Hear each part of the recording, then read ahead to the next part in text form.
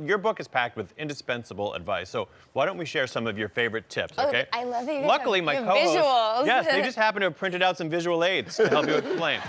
All right. Just happen to have them here.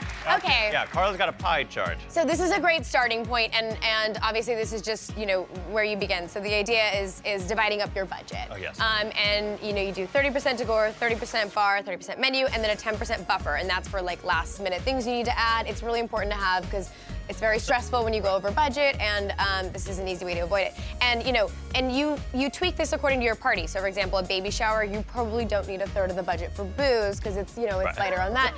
Typically. Right, it depends.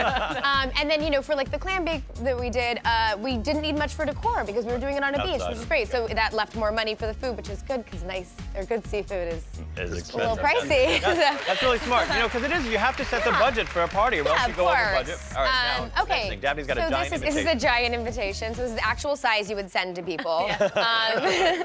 And, no, I'm kidding.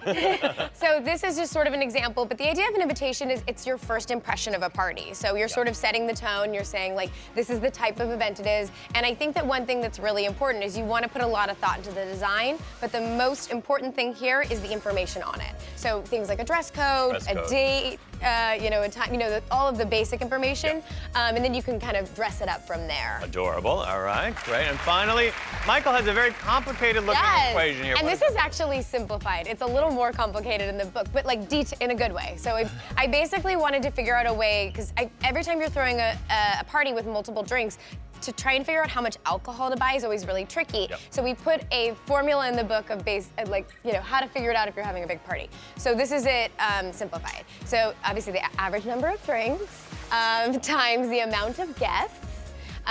This is the important number. Times it by 1.2 or add. So 1.2. So that's again I love a buffer. So this is just here just in case, because the worst is when you're at a party and you run out of alcohol. Yes. And typically alcohol has a nice long shelf life. So you save it for your next party. And this is your total drink. Actually, this is your total drink count for 1 hour. So then you multiply this by how many hours your party is. Okay. And it's always surprising how much it is. That is very true. All right, well, Lauren, Celebrate is in bookstores now. It's a really beautifully done book. And guess what? Thanks to Lauren, everyone in our studio audience is going home with a copy.